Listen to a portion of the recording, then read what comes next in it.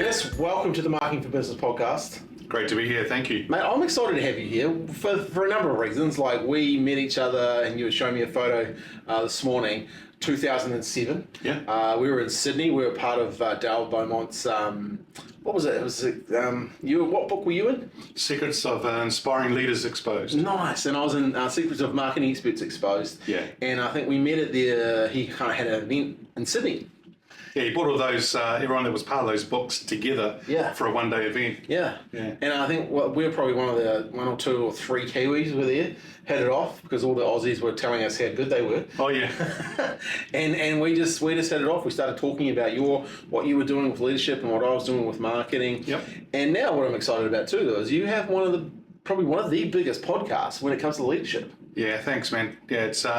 I was telling you before that I feel like a kid in a candy store. I can't get enough of it. I mean, it's really, really quite cool. Yeah. And actually putting it together as you know as well. And I just want to say to you, congrats on your one and what you do. It's been really awesome to see. Because you and I talked about it before you even started. Yeah. You were talking about it and thinking about it, and then you've gone and done it. And this is the thing with a lot of people. They want to start a podcast. Yeah. And they don't A, know what to do, and B, they don't really understand how much work's involved. And, you know, the stats say 7 to 10 episodes, people tend to quit. So I try to deter people, and I think I did that with you as well. I think you just to see whether people really do want it. Yeah. Well, how many episodes now have you done? Yeah, so that's just over 635. Wow. Yeah, and that's over in 4 years. So leadership is changing as the podcast. Yep. And that's I guess I've noticed the evolution of it and how it's grown and over the years. But 4 years is a long time, and I think that's one of the things I want to talk to you today about is that consistency. Yeah. You talk a lot about leadership and coaching leaders, and you've got some cool programs coming out around that. Really keen to get inside the mind of leadership because the audience here are small to medium business owners in New Zealand and globally, and I think there's a real I guess the thirst for leadership and understanding and I guess what makes a good leader, and I think that's some of the interesting things. But let's just go back a bit because we just had coffee at Mojo. That's the coffee place is part of your history, but your dad was really involved in bringing a lot of that coffee flair to New Zealand, right? The family there. So he came from Greece 4 years ago. He came to New Zealand, and he was in the coffee industry straight away right then, and there was milk bars, they were called those days. Yeah. And so mum and dad have been in that industry for 63 years. And then about 20 years ago, my brother decided to start his own brand when he and I both came back from Europe after living there for 5 years actually. And so he started that Mojo brand, and it's gone very well for him. But it's gone well because of the workshops that I did with him, with his leadership team. And actually, I showed him a photo yesterday from the very first planning workshop that they did. And what's really exciting is that a friend of mine and I, we did it together with the team, and we got them to actually visualize about the future and where they're going as a brand and as a coffee business, and that's all great. And then we went back 18 months later and did a second one to follow up.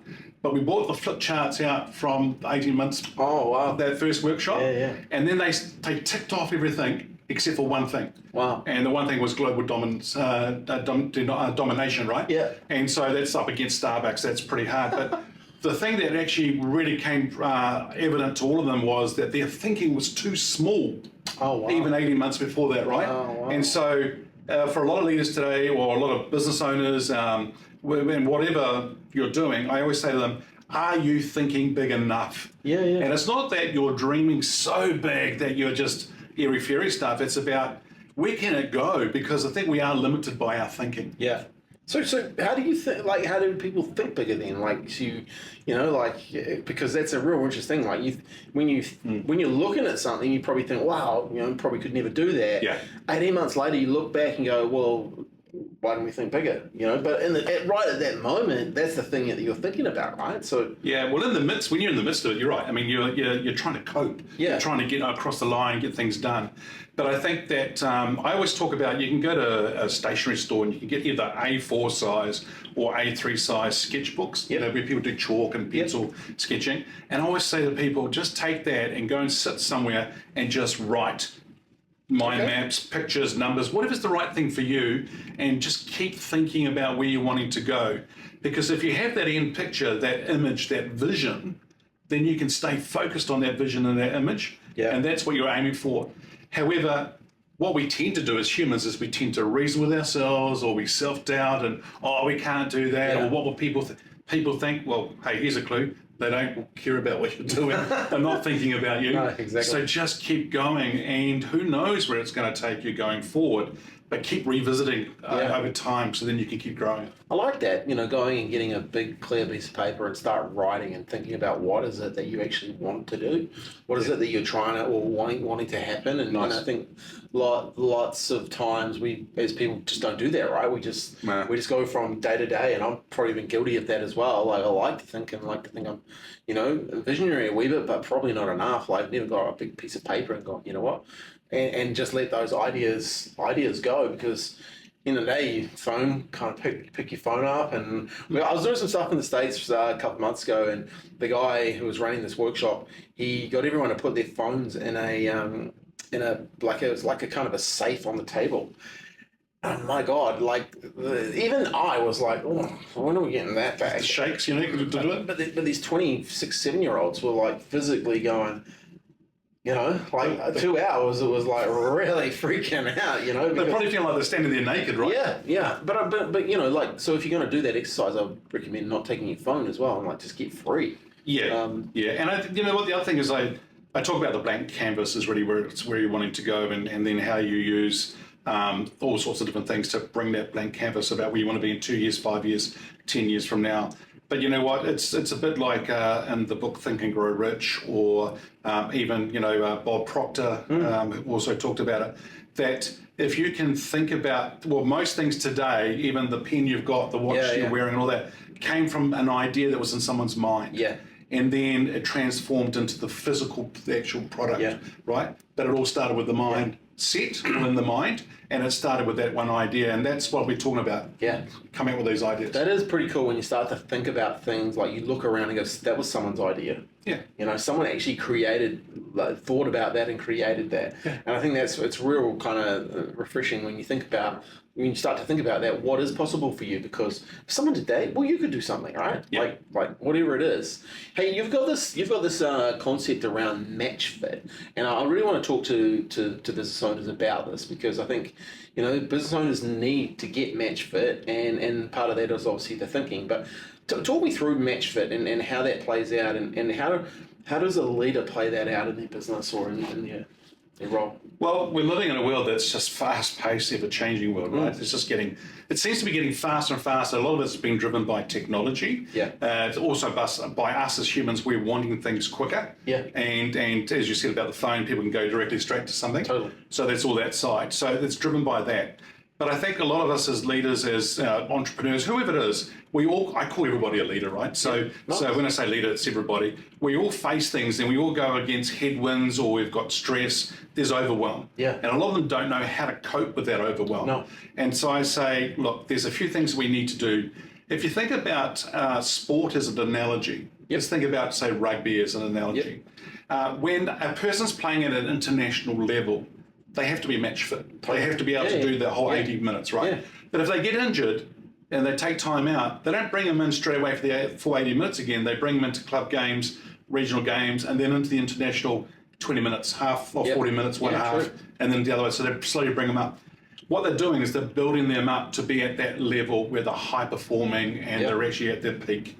The same thing that we do every day is that we have to be match fit to be able to do things as a leader on every day, to be able to face things, to be able to work through things.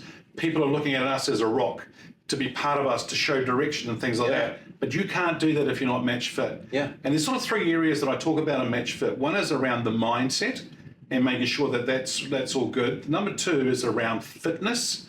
And then number three is around, I call it focus. You can also call it clarity. It's about having that clear focus or clarity about where you're going. Even purpose could be another word we could use there.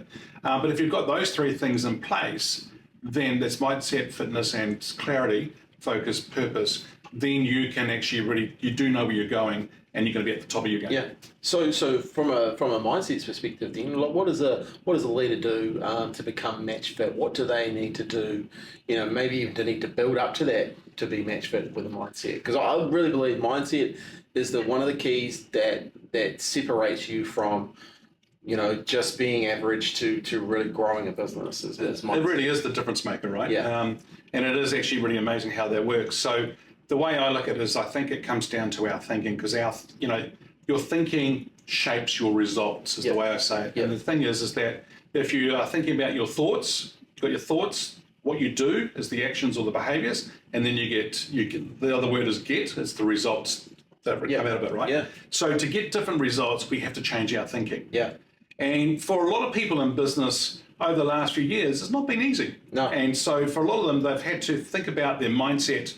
And if you are thinking doom and gloom, or even to your language and the words that you're using are not coming out too strong or in a good way, then that vibration will actually start to attract some things, right? So you've got to lift above that and help your mindset around things. And that's why I say things like your podcast, my podcast, reading books and things like that. The old days we used to say tapes, cassette tapes and that, right? Yeah, totally. All that kind of stuff is the positive stuff into you, and it's to help you be in a positive frame with the right mindset. Because once you've got all that right, everything else starts to fall in place. Yeah, it's interesting. It's some of the times it's those small things, but also it's those languages that you use back to yourself. I was talking to a guy the other day, and he said, I really wish I had a recession-proof business.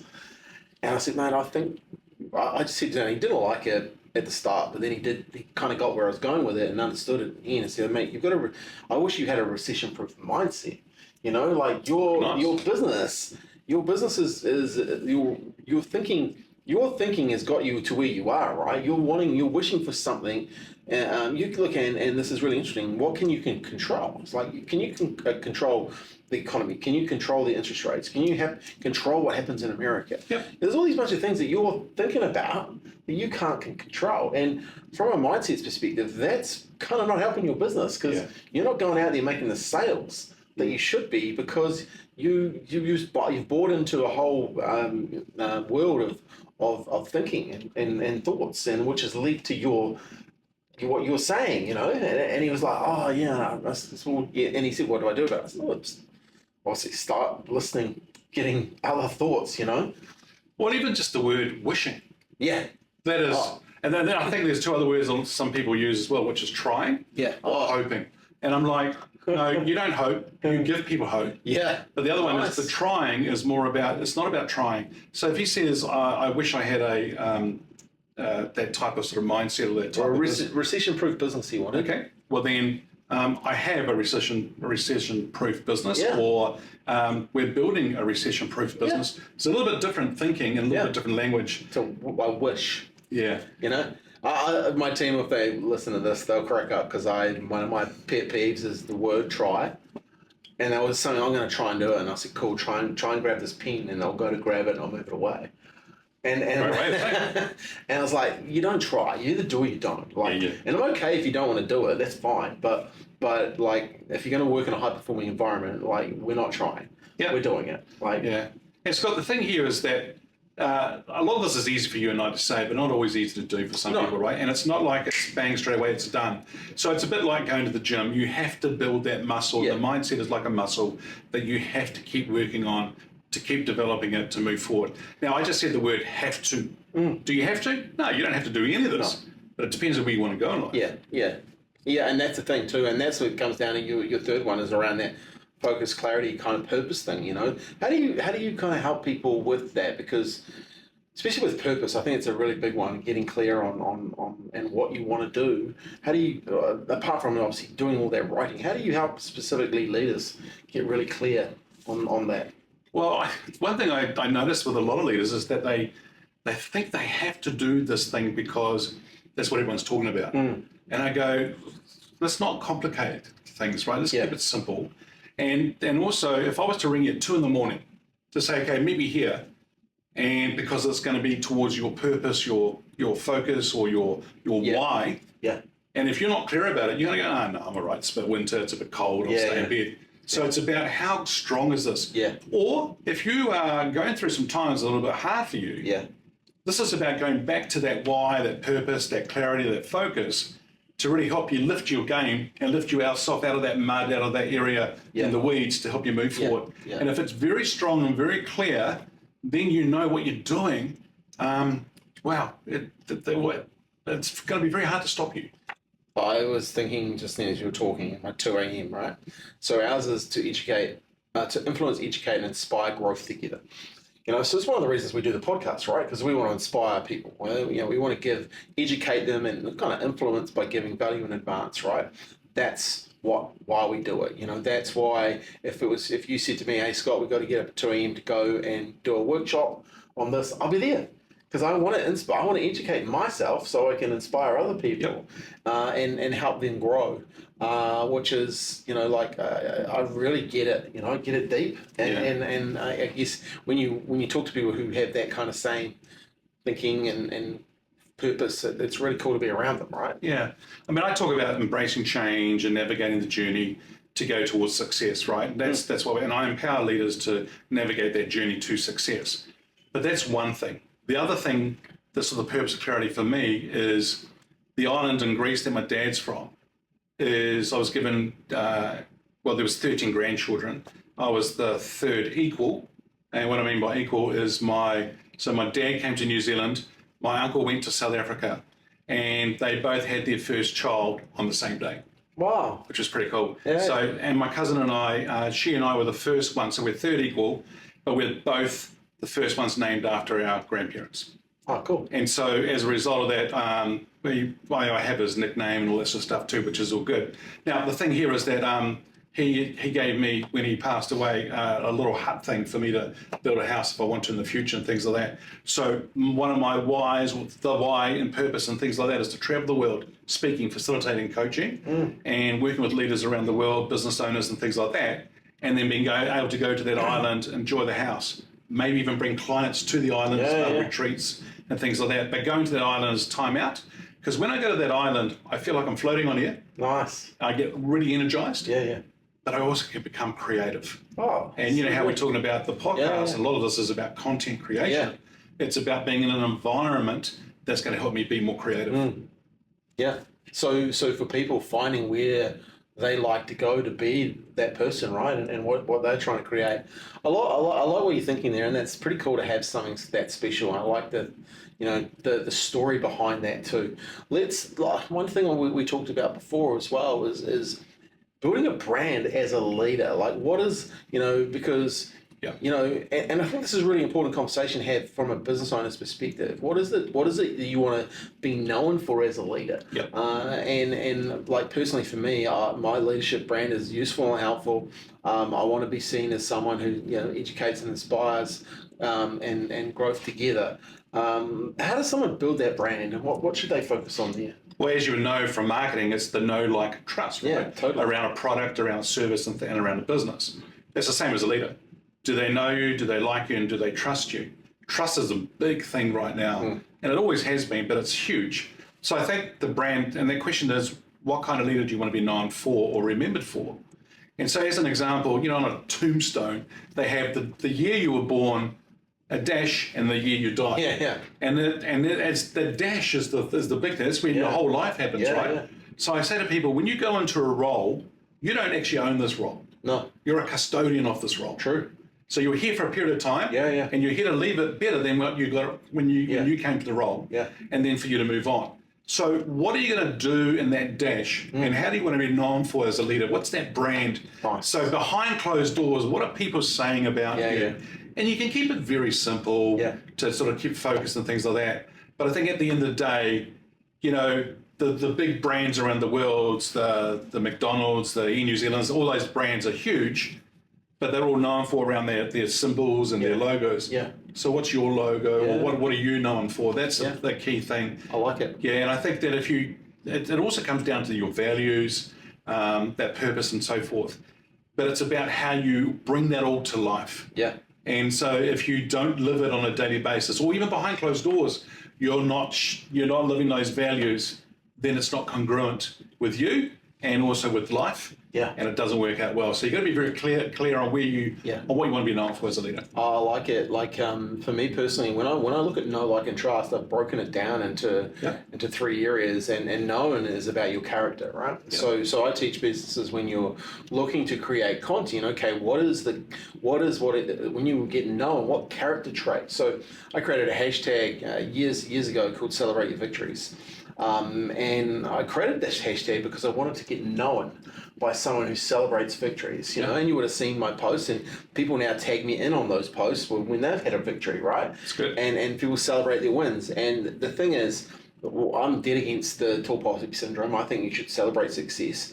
But that's a character trait I want to get known for, right? And I think I've done that over the years. So then, okay, that's that. Okay, the known part is the character. Then the like is chemistry, and you know, to get people to like you, you got to create chemistry with them, right?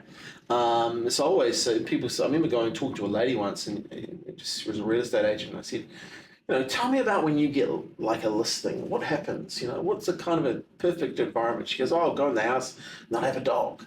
I said, oh, cool. What happens then? She goes, I go up to the dog and I pat the dog and blah, blah, blah. And I talk to him about and naturally, I, you know, love dogs, and we talk about our dogs. And I said, then what happens? She goes, oh, I generally will sign the listing. And I said, have you ever thought about why?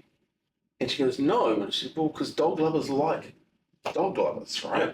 You know, and it's true. If you know this, if you've got a dog, you know that you like other people who have dogs, because you're a dog lover. So you have that chemistry together, which builds that. You know, they've known you, now they like you. Yeah. I said, because here's what else happens. He says the other person comes in to do that listing, and they see the dog and they're like, the dog's over there. They don't pay any attention to the dog. Get off my leg, yeah. Yeah, you know, don't touch my soup. Yeah. You know.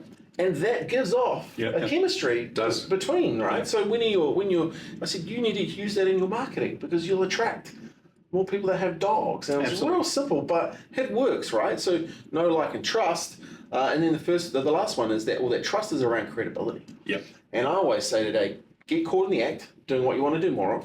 That builds credibility. People seeing you, what you're doing. Great. And then also get known by the success of your clients. Sure.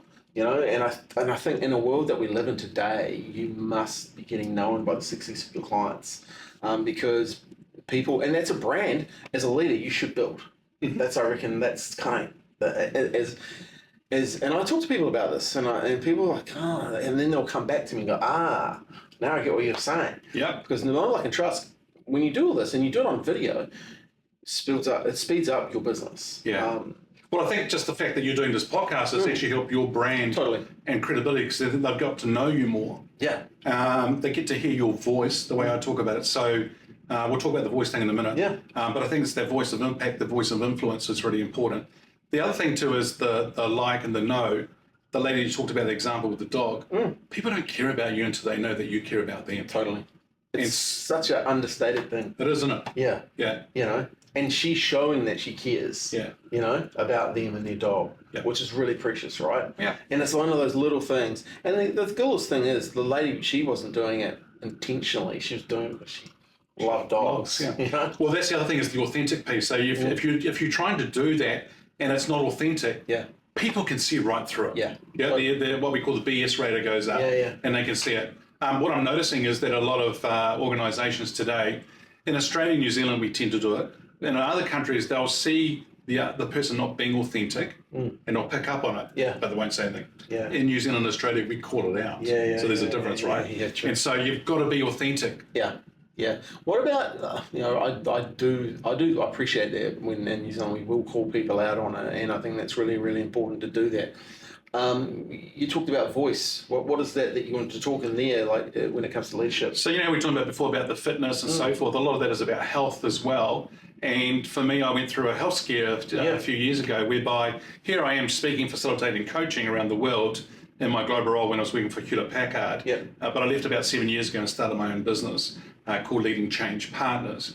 Now, while I was out there doing all this stuff and having a whole lot of fun, in fact, 1 year I traveled 40 weeks in the year, which is a lot. Wow. So here I am having all this fun, but my voice started to change. It became quite hoarse and raspy. Yes. So if you think about that. Tony Robbins, the motivation guy, his voice is very hoarse and raspy. It was like that. Yeah. And we're like, what's going on? Long story short, we found a tumour on my left vocal cord. Wow. And we thought, okay, life's over, job's over, thanks very much.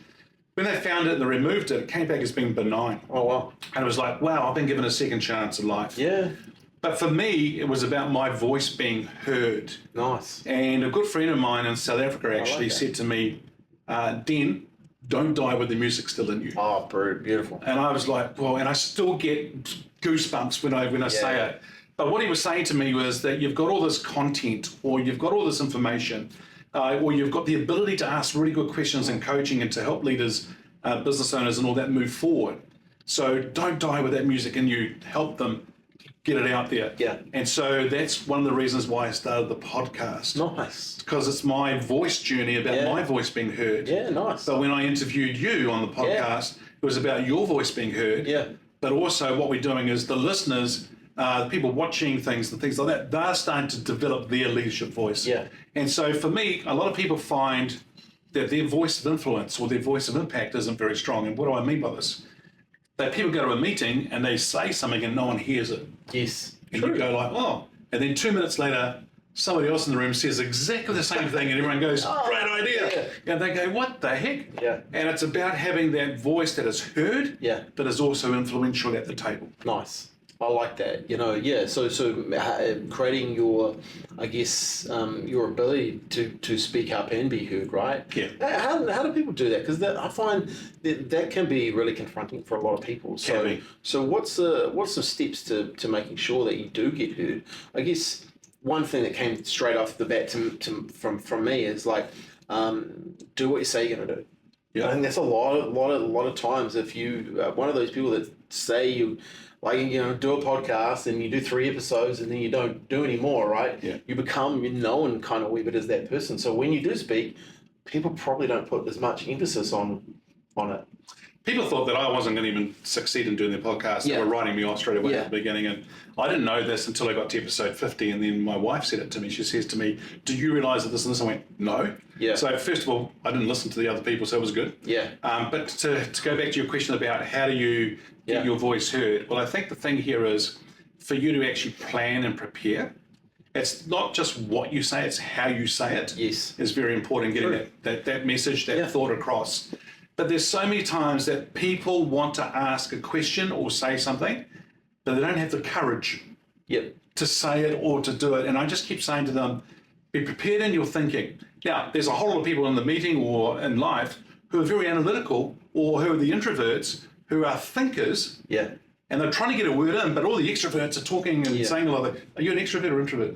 Kind of, we sit on the both. Like, I love talking on the front of the stage, but after that, I'd rather be in the back.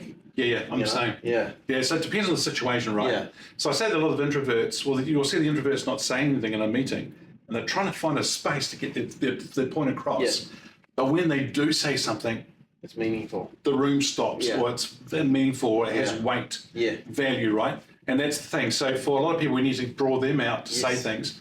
But if you're an introvert, look for that time to actually say something. Yeah. And just say, hey, I want to say something. Yeah, nice. And then say it, and then go for it.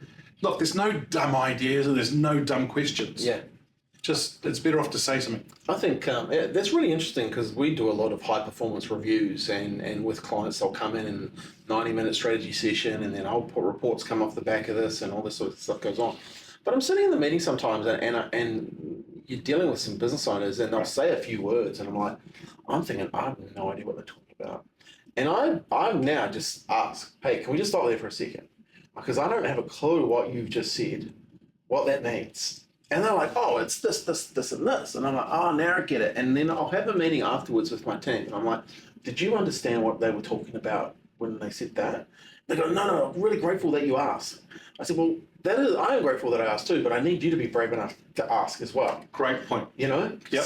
So if you don't understand stuff, ask. Because and I think you're right, because I think there's a lot of people sitting in meetings or even that kind of scenario who don't know, but they just sit there as an empty suit sitting in a seat, and they don't understand. So there's bound to be other people in the room who don't know either. No. So asking for that clarity is really good. Asking it and just be brave enough. And I always just say, hey, look, sorry, I'm not as fast as most people, but I'd really love to know what does that mean. Now that's you being vulnerable as well, right? Yeah, Okay, totally. cool. Because I want them to be honest and be open with me as well. So Well, because I think a lot of people, they get stuck in their industry or their role and all their jargon, and they get they talk about things, you go, what does that mean? So that's a question I use all the time. So what does that mean? And so if they're talking about that strategy, how come a lot of organizations, well, this is what happens to me, Scott, is I go into an organization, I say to them, hey, can anyone here tell me just in a few words what your strategy is, your vision, all that sort of stuff? And they all look at each other and they know it's there, but they don't know how to articulate it. yes. And they don't know how to bring it to life. They don't know how to bring it to life for the staff. So if they don't know and they're not talking about it all the time, then it's just a piece of paper on the kitchen wall or the breakout area that just got the vision or the strategy on it, but people don't know what it means. Yeah, that is an interesting one. How to when you ask someone that question, what is it? What are we doing here? And if they can't articulate it, then what did someone say to me the other day? If you can't see it, you can't be it. And I thought that was really interesting. And if you can't voice it, you can't do it either, right? Like if there's no real clarity on that. So how do you? It's really interesting. When you're talking there, I was thinking about people. End of the day, leadership is about people. And obviously leading yourself, but also leading others. Let's talk about leadership and leading people. What are some of the common things you start to see good leaders doing? Or what do they do? I think the big thing is that they communicate in a way that really does resonate with people. So they're not just a talking head up front. They bring it to life through storytelling, examples, experiences, war stories, all that type of thing. They bring it to life for people. So then people understand it and they can get on board with it. Right? Nice. Where most people, it's just shoved down their throat. Or, hey, ta-da, here's all the PowerPoint slides, go out there and do it. And people go, what? So they don't understand what they do on a daily basis and how that contributes to the bigger picture. Right? So if we can help them with the why and that understanding, that's really good for people. I think the other thing that leaders who are very good at that are, as I said, great storytellers, communicators, but also they take time out to stop and think. They think about things, they plan really well, and then they execute on that plan. Taking time to just think about it. One thing I'd add to that, and it's one thing I've really worked hard on, is if I have an idea and I communicate those ideas, then we execute those ideas. There's no, and I really, and reinforce that we have been executing. So the start of this year, our word for the year was intentional. I brought together some people to come and talk to my team about being more intentional this year. We created a plan around what are we going to do around events to be more intentional. And then all of a sudden we were running these events, and we had people turning up to our offices for after 5 because that was part of our plan. We're running a lunch and learn because that was part of our being intentional. And I think all of a sudden I start talking about, hey, remember we said this at the start of the year and now we're doing it. We said this at the start of the year and now we've done it. Be real intentional when you're talking to your people, that when you say you're going to do something, you do it. It's a strong word. Because it's a powerful word, is what I'm really trying to say here, is that word intent. In fact, before we started recording this, that was the intent we were setting for this recording today, right? And I think there's a lot of people who go into sort of scenarios. They just go to the scenarios, or they're running from email to email, meeting to meeting, and they don't actually have a clear intent on what they want out of the meeting, or what they want out of that business, or what they want out of that whole scenario. And if they are very clear on the intent, which may not be exactly that, it may be a little bit different, packaged a little bit differently. But the thing is, if they have an intent, then they're going to start to focus on that. So it goes back to that match fit about having that focus, that clarity on what you wanted to do, that intent, and being very clear, and then focusing on that. Then it gets rid of all the noise. True. It just helps you start to really focus. And I think that's something that people need to think about, because the phone pings or they get a whole lot of stuff. There's things going on. I'm like, who cares? Focus on where you need to be. Is what you're doing right now taking to that intent? No. Well, and the interesting thing for leaders in leadership roles is they're dealing with people, and I find everyone is different. And everyone has a different character trait, and you as a leader, you're challenged to bring those people together for common goals or help them reach their goals. And I find it, sometimes it can be really, really taxing to be a good leader. Like it's not like, right, you're the leader. And I think that's where you've got people like yourself coming in and helping leaders. Because I really do believe, and I think there's a guy called Coach Burt, Michael Burt, he says everybody needs a coach. Everybody needs someone to help them with this stuff. You can't just do it by yourself, right? No, I mean, it's going back to the mindset. The thing about earlier on the year, I mean, even for a lot of people in business today, it hasn't been that easy over the last few years, actually. But it's about the mindset. And I found that when things are a little bit quiet business-wise, I get more creative. Yep. Where most people, well, a lot of people, sit back and worry about what's going on. I go, be creative and set that intent, go for it. Then I think what you do on a daily basis and go to those basics and do them on a daily basis consistently, then you're going to see result possibly in the future, but not today, right? No. It's not going to happen. It's going to have to keep going, right? Got to chip away at it. Yeah. And that's exciting too, though, because if you stay in the queue, I remember listening to Jim Rohn, and he asked the question. He said, "How do you get to the front of the buffet queue?" And it was really, I was like, "Well, that's a dumb question," but I was like, "How do you get to the front? You stay in the queue, right? Like you record 631 podcasts, you record 100+ podcasts. Yep. You start with one, but you stay in the queue, and then all of a sudden the phone rings, and you go, "Oh wow, that was worth it," Where people, I find it interesting today. There's a bunch of people. And I talked to some people about this, quite a big company in New Zealand recently have a lot of franchises. One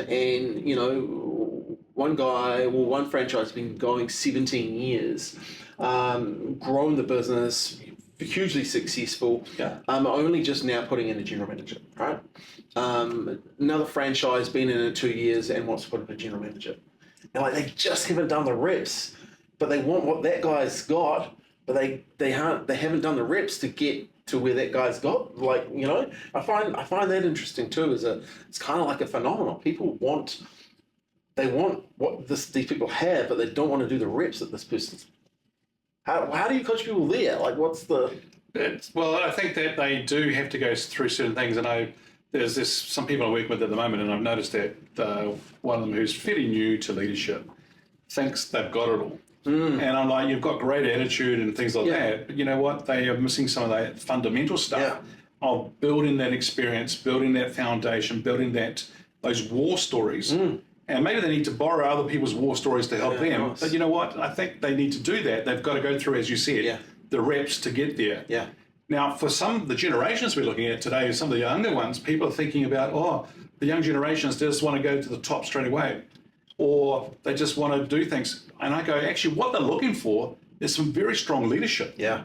And they go, what do you mean? I went, they want a strong leader. And if you're not strong enough, they're going to walk. Yeah. And if you're not strong enough, you're not clear on the purpose, the intent, where you're going, and the business is going, and you've relayed it to them. So true. They don't want to know. No. Right? And so we've got to really be smart about all of this, right? Yeah. And be very clear on where we're going. And what we want to do. Yeah, and so that sets it up for you, right? Where are you going? What's your direction, and being very, very clear in that. One thing I'm just talking, when you're talking there is, I still believe I'm really early in my leadership journey, as a business owner. And with, 14 staff come Monday, it seems like a lot, but it's nothing really in the big picture of things. But I'm learning stuff all the time about, different people and how they are and what they need and how you help them. And I think, business for me is the ultimate personal development. And you've got to have a sharp mind, and you've got to really be focused. When you say the sharp mind, I think it's so important to have that as well. When we're saying that, one thing I think a lot of leaders need to do is they need to be on the cutting edge they need to understand what's happening out in the market, the industry, and things like that. They need to get so good in the industry that they can't be ignored. Yeah. Steve Martin, who's the comedian, talks about that, get so good at what you do that you can't be ignored. Yeah. So I think it's really important. The other thing too is that as you grow yourself as a leader, we never stop learning, right? There's that continuous learning and adjusting, adapting, which is really important. But as you bring people on board, some people say to me, Scott, I'm there to motivate them. I go, no, you're not. They go, what do you mean? I go, You should be hiring motivated people. Yeah. Your role is to inspire them. Yeah. But also get out of the way. Yeah. In other words, set the vision and let them fly and do what you do really well. There's a great book out there called Multipliers. Okay. And it talks about how do you multiply people and allow them to fly in their wings, or are you a diminisher and you hold them back? Yeah. Yeah, and sometimes that's an accidental diminisher at times where people don't realize they're doing it. Wow. But let people fly and be the best, because that's why you brought them on board to do what they do really well. And you do what you do very well, but don't be the manager, be the leader. I love that. Let your people fly. It could be the name of the podcast.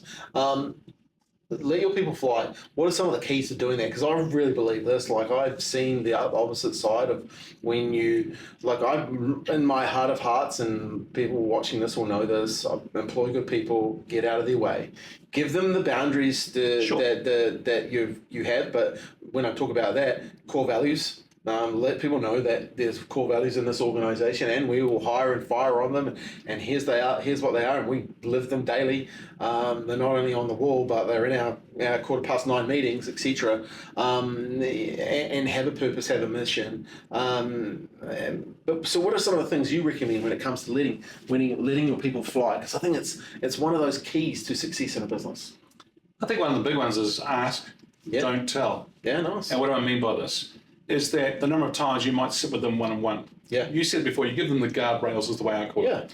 So they have a guidance of what they're doing. You've employed them to do some things. But this is the way that we do things here as a company around values. But then you allow them to get on with things.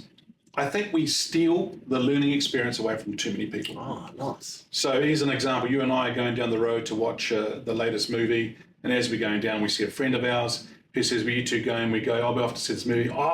Hey, watch out for when this happens and that happens, and at the end. And so what they've done is they've stolen that experience away from us. It's like, So you are where you are in business and in life today, and I am where I am, and the person watching this is where they are. That's based on the experiences we've had in the past. Now, all of us have made mistakes, and it's okay to make mistakes. Now, we're not talking about mistakes every single day and the same mistake. We're not talking about that.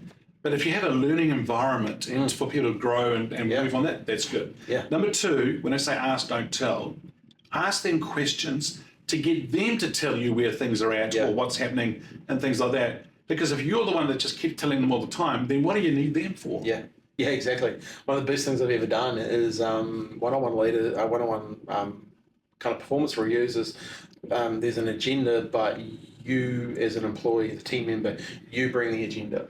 It's your agenda. Nice. Like, I don't set it. It's what you want. Like, and the craziest thing, from doing this is people bring, things they're working on, the ideas, things that frustrate them, but they also bring the solutions. Yeah.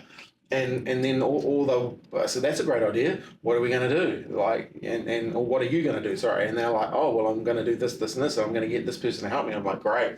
What a great idea, And all of a sudden, it's very refreshing because it's not you having to do stuff all the time. Like, no. Because they probably don't want to listen to what. Yeah. Because you may not actually have the right answer. No, and that's the coolest thing. They have the answer because they do it every day. It's their role. Yeah. Like, they own that role, right? Yeah. So by giving them, those, and also I think, once again, a lot of people don't get heard. They don't get listened to. So by doing this, you're actually listening to them. It's very refreshing way of doing it. So if we go back to what I said earlier on when we first started doing the recording here, and that we're talking about things. I think one thing for a lot of leaders around that match fit, the fitness, the mindset, and the purpose, and even the voice of influence and things like that. A lot of it comes down to the fact that most leaders think they have to be everything to everyone. Yeah, true. Honestly, I thought I had to do that. I had to do everything. Yeah, and you have to have all the answers. You don't. No. And that's the secret. You don't. Yeah. And they're like, what? Yeah, I wish I'd learned that earlier. Yeah. That is one thing I wish because I honestly thought as a leader you needed to know everything. Yeah.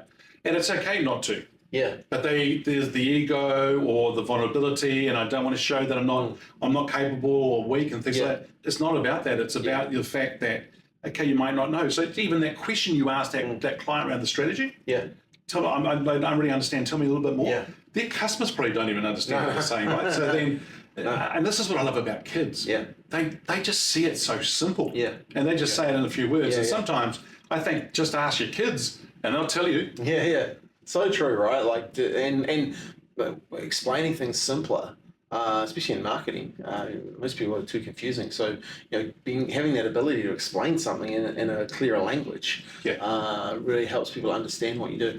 And this is a fascinating conversation. What are some of like the I guess not the successes? What's the opposite there? Is the mistakes you see people making when it comes to leadership? Maybe just give us a couple of those that we can help people just like maybe identify.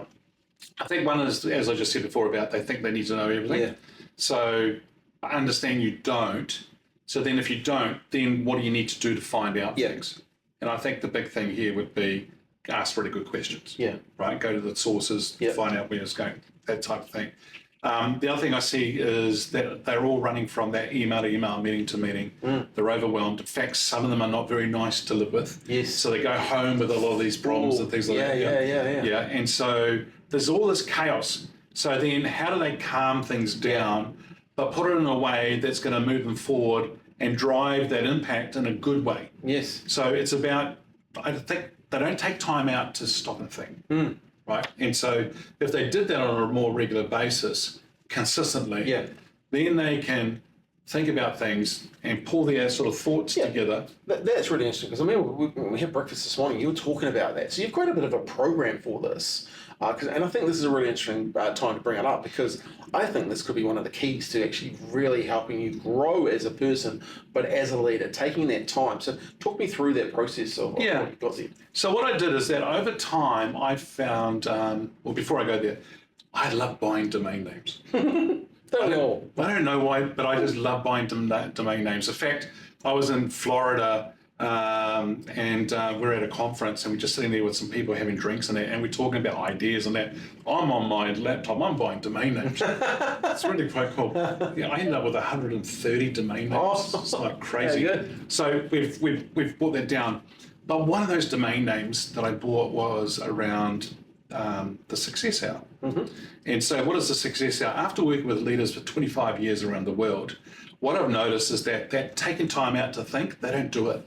So this Success Hour that I talk about is the ability to take an hour out every week to set their week up for success. Nice. And so I go through a whole program to do it. A lot of it is around reflecting on the week, thinking about strategies and innovation initiatives or projects they need to work on throughout the week, the meetings they've got coming up and what's their intent, and do they have to go to the meeting or can they delegate? I just really like this. Right. And then the last piece is around about the development side. Too many people don't take time out to develop themselves. Yeah. And that's both physically, mentally, and emotionally as well, and spiritually, and all that side of things. Yeah. But the other side is about them as their skills as a leader, as an individual, as a person, taking time out. All of this, I think, the way I say it, Scott, is that there's too many people who are on autopilot. So for those who are watching this, I'm going to say to you, have you ever driven somewhere and you've got then you thought, shivers, how did I get here? Yeah. Oh, totally. That's because We've we're all on done that, right? Yeah, we all know. Yeah. So that's because we're on autopilot. And I think a lot of people are living their lives on autopilot. Yeah. So my question then is, we need to become the deliberate leader. And that deliberate leader is someone who actually takes the controls by doing that Success Hour, setting themselves up for success and working through that. And so as a result of this, of working with many leaders, it's actually quite funny how I was doing an event one day and that name of this sort of model came out and so forth. But now I've got a planner that goes with it. So it's all about people now thinking about things. And a lot of planners today, when you look at a planner and things like that, they've got 9 or 8 a.m. through to 5 p.m. or whatever. Yeah. No, I don't even worry about that. No. My planner is more about the 3 focus areas for the day. Yep. And then a must-do today list. Yep. Which only has 10 items at the most, right? Yeah. Because everyone has this to-do list. Yeah. And it's the clue's in the title, to do, and we never get to it, right? And it's massive. Yeah. So I'm going like, okay, what's the 3 things you want to get done today? What is the must-do list today? And then just some notes. And then what has been the wins for the day? Nice. Right? And that's it. Yeah. And I've got a few other things as well throughout the whole planner. Yep. All sorts of things that I go, and just make it simple for people. Yeah. I like that. I like the thinking of taking an hour and thinking, okay, what meetings have I got planning for next week? Where do I need to be really intentional? I think that's fantastic. From a product perspective, how have you got that out in the marketplace? What are you doing with that? So I get to do two things. One is I get to coach individuals and work with individuals, and then I also do a fair bit of corporate work as well. And so there's some part of my programs that I do for them. So there's my own IP, my own programs. One of them is called Leading Excellence. And it's about that, but it's about you as the leader. It's about your leadership voice, and it's also about the team dynamics. Nice. But I'll bring in that success hour into that. I reckon it'd make a great webinar, paid webinar, that you could pay people could pay to come along to do that training. And then set them up for that, like how to implement that. I'd pay money to go to a webinar like that, because I think if I can be more productive in my thinking and that success hour, and if you could give me a framework that I could use to be more productive, whether it's on Sunday or whether it's on Friday morning or whatever, Monday morning, to set my week up. I know when I set my week up, when I'm really intentional around setting my week up, I have a great week. Yeah, that's right. I'll pay money to come to that webinar. So let me know when it's happening. Well, we're about to launch a program very soon that will be included in that. There will be a webinar to get into that program and so forth. Nice. Which is going to be really quite cool, and I'm looking forward to it. But you're so right. There is people who do this success hour on a Friday morning, some of them. Yeah. And so they're saying to me, well, a lot of people around the world are using this. They're saying to me it's actually saved them 6 to 7 hours a week. Oh, it would do. Which has been really good. So they're getting time back to do the real job. Yeah. And then the other one is they're saying to me, those who do it on Friday, it's freeing. And I go, what do you mean? They go, well, I finished my week and I know my week coming up ahead. And I can go off and enjoy my weekend now, and I'm free. Yeah. And I don't have that sick feeling on a Sunday afternoon or evening, knowing I've got all these action items to do and all that. That's all gone. Yeah, and what I'm thinking about too is, like, actually not for me, because I want to learn to do it, of course, but I want my team to do this. Yes. I reckon if you could get your leaders, because one of the things I love in business is to grow leaders. I think this is a gift that you could give your team. Like this set them up, show them how to create this hour so that their week becomes more productive, so they can get 6 to 7 hours back. Everyone can find time back. It's the coolest thing I've learned. Absolutely. Well. And there's probably people here watching us now going, oh yeah, but just an hour? Okay, well, hang on. Because we are living in a dynamic world. Yeah. So then I actually go through in the program, I tell you what to do on a daily basis. Nice. That's very cool. I like what you said about deliberate leader. Yeah. I thought that's for me is really stuck around being a deliberate leader. And so that is definitely about being more intentional with how you turn up and show up. Yeah. Man, this has been an interesting conversation. I really appreciate you coming in and sharing with me and sharing with the listeners. Hard to think it's gone so fast. We've just been about 50 minutes, wow. which has been awesome. Hey Dennis, look, if you could meet someone in the street, and what would be the 5 things that you would give them to help them be more successful in their business or in their life when it comes to being a leader? I think one is become match fit. Yeah.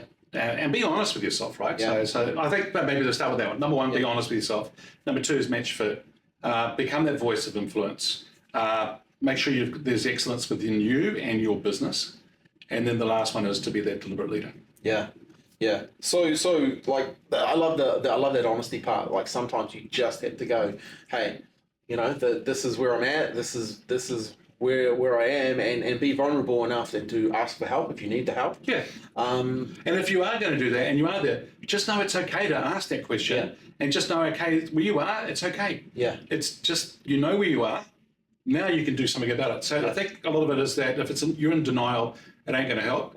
But if you can acknowledge it and then do something about it, that's okay. Yeah. And so if someone's listening to this and they want help, with their leadership and maybe with your team or just with themselves, is that the sort of work that you do now, like helping people? So maybe explain a little bit how you work and how people can get a hold of you. Yeah, cool. So I do the speaking, facilitating and coaching. And so the facilitation, it could be you might have your own program within your company, or I have my own material, which I'll go and facilitate, or you want to do a strategy session and a few other things, and I will facilitate that event, that session with you.